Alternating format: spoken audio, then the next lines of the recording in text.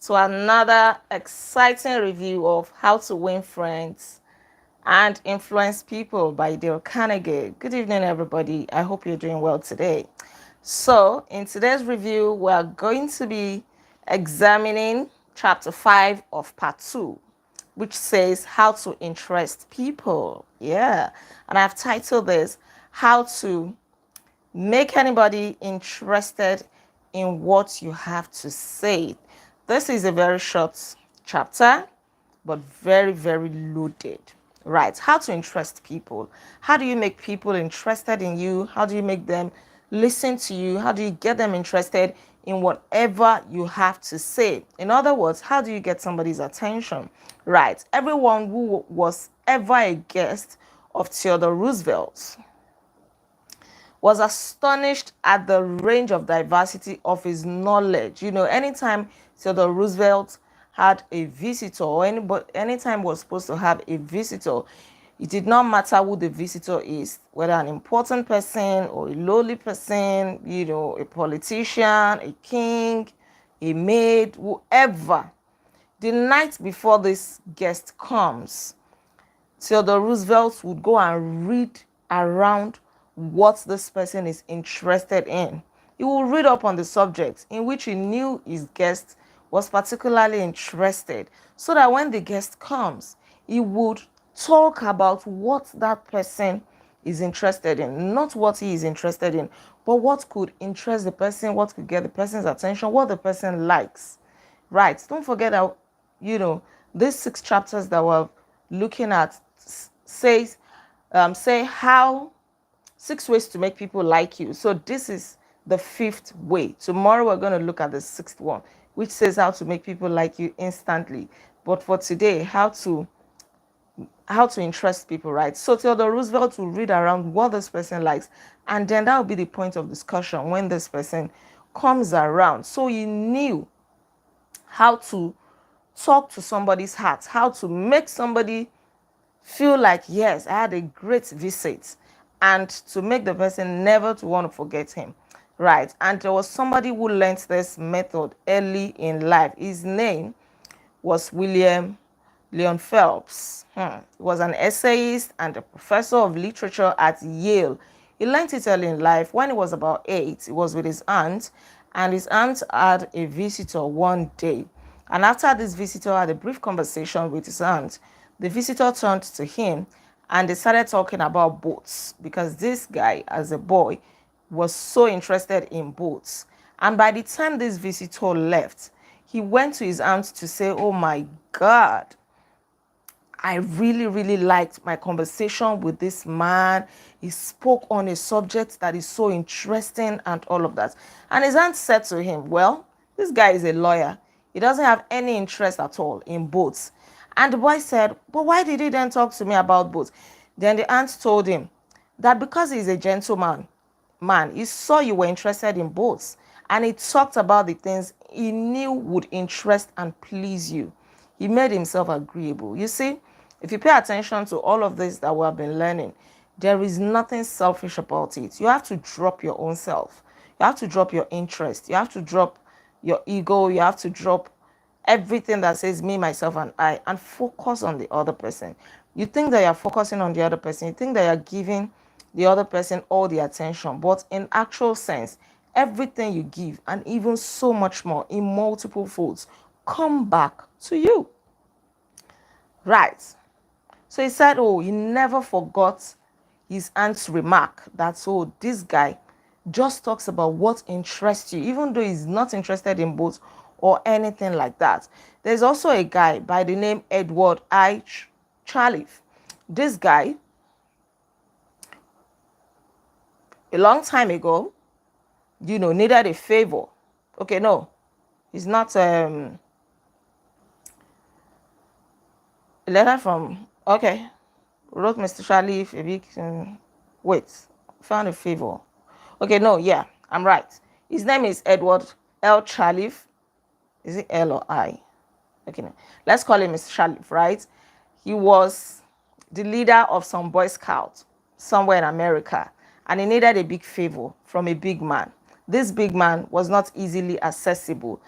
He wanted this big man to sponsor one of his boys to Europe for a Boy Scout jamboree because he could not afford it. And I was thinking of a way to get this man to sponsor this boy. And so he found out what interested this man. So he learned that this man once wrote a $1 million check. That check probably was not needed anymore. So he decided to frame it and keep it somewhere. So this guy was like, yes, I'm going to talk about this check. So he went to visit the man. And when he got to him, somebody should remind me of his name. I can't even,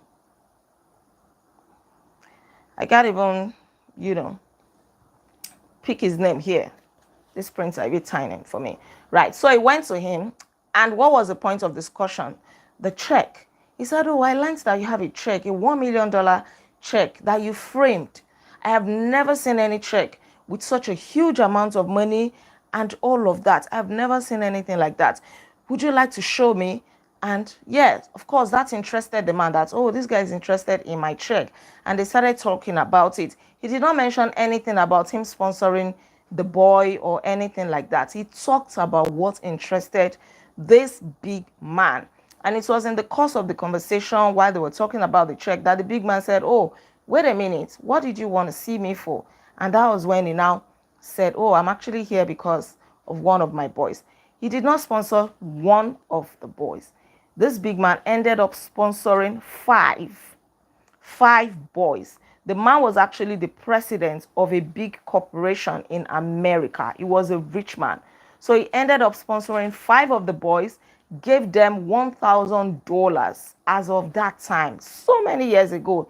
When they got to France, he told the president of his company in France to take care of these guys, this man, this Boy Scout master and his boys. He himself came to join them. He told them that they could spend 7 weeks in France, in Europe, more than they had planned to spend, and he himself came to join them. Right. So this man knew how to warm up to people. You get into people's house by talking about what they want to hear. In content creation, they would usually say, oh, you're not making content for yourself, right? Try to frame your content around what your audience want to hear or what they want to watch, right? So you have to leave yourself aside. Warm yourself into people's hearts by talking about what they want to hear. And this works well in business as well. There is this guy who owned a bakery, a big bakery, and he had been looking for a way to get this hotel, this big hotel, to start buying bread from him. But the manager of this hotel would not just listen to him. In fact, he did everything that he knew how to do, including paying for rooms in that hotel so that he could be sleeping there.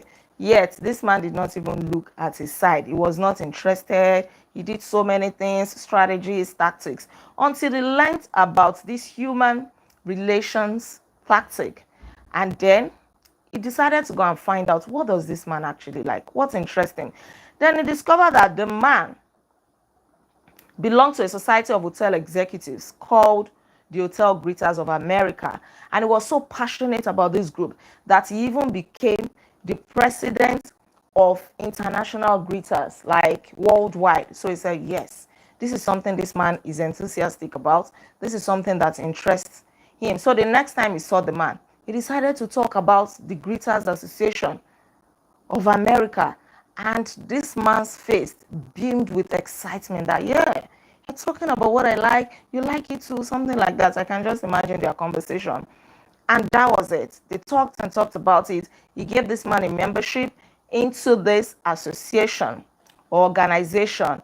And all this while, they said nothing about bread. He didn't say, well, when will you start buying bread from my bakery? He did not mention that. He already warmed up his way into this man's heart.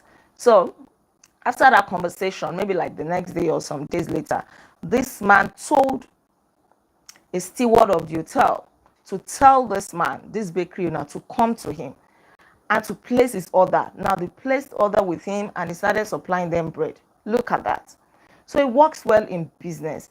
You're trying to pursue a contract. You're trying to sell something to somebody. And you know that once this person buys from you, it is a big win for your company, for your organization, right? Go and find out about them, read about them, more like you are going for an interview. You want to read about the company that you are going to, so that when they ask you questions, you can say a bit of that company. They will be happy that, yes, oh, he actually did research about us. Not that you don't know anything about this company. The same way it is if you're an entrepreneur, you have this big fish, so to speak, that you want to patronize you. Go and read about them. What do they like? What are the conversations that they get into? So many examples here. There is a guy who got a job from a man who was not easily accessible somewhere in Maryland, you know. But he found out that this guy actually loves money and politics. And then he found out what he liked, money and politics. He found out what his secretary liked. Because before you can get to this man, you have to go through his secretary.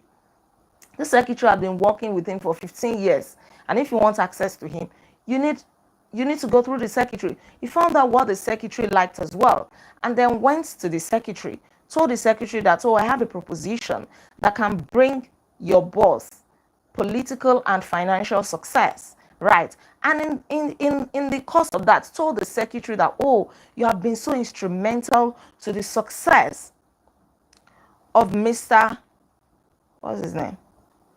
Mr. Funkhauser. You have been so instrumental, you know, your constructive participation in his success is so laudable and all of that. Anyways, he got access to this man.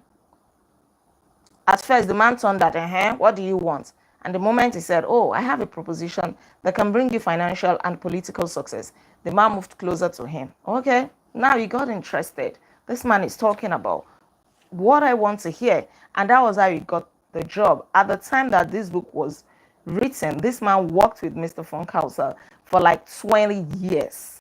Right. So get people interested in you by taking interest in them. Learn about them. If you really, really want what they carry, you want to partake of it, then you have to drop yourself. You have to read about them. Inquire about them. What do they like? What interests them? And all of that. And let that be the point of connection. It doesn't mean that you throw away your requests. But first of all, let them see that, oh, you read about me. How did you know that about me? You know, people would usually be interested. Just like we have said that people like it when you know their names. People like it when you make them feel important and all of these things. So in conclusion, talking in terms of the other person's interest pays off for both parties. Howard Z. Herzig, a leader in the field of employee communications, has always followed this principle. When asked what reward he got from it, Mr. Herzig responded that he not only received a different reward from each person, but that in general, the reward had been an enlargement of his life each time he spoke to someone. So don't forget principle 5. Talk in terms of the other person's interest. If he likes football, I better start talking about football. You too, I better go and learn the names of footballers, even though you're not interested in football, right? But you really want access to this person. You want this person to listen to you. Go and learn the names of footballers. If this person likes movies, go and find out different kinds of movies. If the person likes books, you know, just go there with a book under your armpit or be dangling the book. Oh, good morning, sir. How are you doing today? And then before you know it, the man will be like, oh, is that a book? How to Win Friends and Influence People. Oh, I've read this book. I love books so much. And that is the starting point. Like, oh, you love books? I love books too. Have you read The Richest Man in Babylon? Have you read, you know, How to Win with People? Have you read Rich Dad Poor Dad? Have you read The Art of Self-Discipline by Brian Tracy? Have you read this? Have you read that? And that's it. You start flowing. Tell me, how will you now put on the table that, oh, actually, this is what brought me? Because you have warmed your way into this person's heart already. You already struck a conversation. Both of you are already flowing. So when you ask for that favor, whatever it is, they won't see it like you're bugging them because both of you have connected. That is the whole essence of getting people, you know, how to get people interested in you or in whatever you want to say. So first and foremost, you have to interest people. Thank you so much. That will be all. Don't forget to like this video, share your comments with me, and please subscribe to this channel in case you are yet to subscribe. I remain Olaide Agbaje, also known as First Lady, and on this channel, I inspire you to live intentionally. I'm so excited about tomorrow's topic, how to make people like you instant, as in instantly. Thank you so much. We'll come together again tomorrow as we review chapter 6. Until then, be intentional. Right? You're welcome, everybody. You're welcome.